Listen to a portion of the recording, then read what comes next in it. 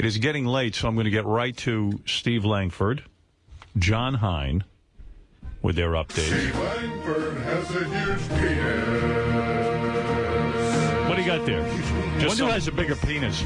Craig Fitzsimmons or Steve Langford?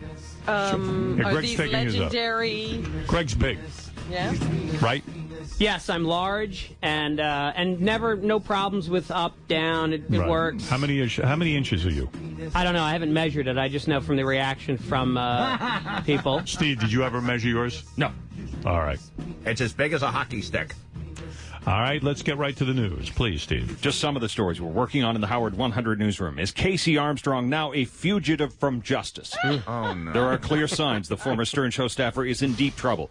Casey due in an Orange County, California courtroom yesterday morning on a number of traffic violations, but Casey still in Vegas a few hours earlier, we are told, unable or unwilling to report back to Southern California. Now, just moments ago, I got a phone call from Casey in the back room. I asked him if he did show up to court. He said no. I said, are you now wanted by the law? He said, quote, who gives a shit, who gives a fuck? He'll give a fuck if he ends up in jail. I mean, what's going on with him? Good question, but it did not sound good. That does not sound good. What else do you have? Also today, is the target of High Pitch Eric's heinous harassment, now making some strange phone calls of her own. The woman who came this close to filing charges against High Pitch after he made numerous death threats against her has been communicating with none other than Kenneth Keith Kallenbach, sending him a sexy picture of herself. The woman says she called Kenneth Keith just once, but admits the picture was a little slutty. Kenneth Keith claiming after our story about the picture that the woman sent him a text message asking, why are you talking crap to Steve Langford? Meantime, the woman claims High Pitch Eric is still calling her and verbally abusing her. All right. And what else is going on? Also, what on earth is the syndicate, and why does everyone seem to be at war with it? Dino, who runs the syndicate website and radio show, telling Howard 100 News he's been receiving numerous death threats.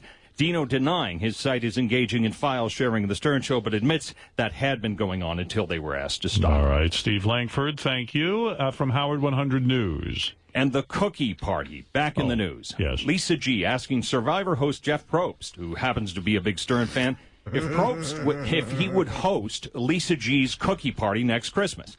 Probst, who was on the wrap-up show yesterday, told Lisa G... What did he say? Are you insane?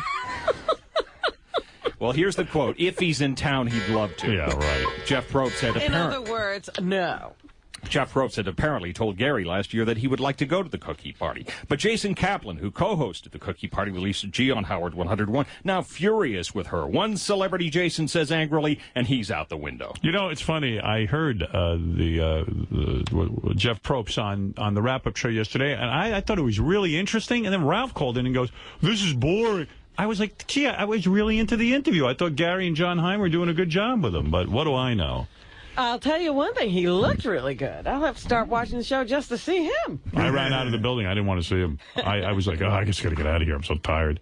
What else? Lisa G, meanwhile, set to go on assignment with Ronnie the limo driver to Rick's Cabaret on Friday night.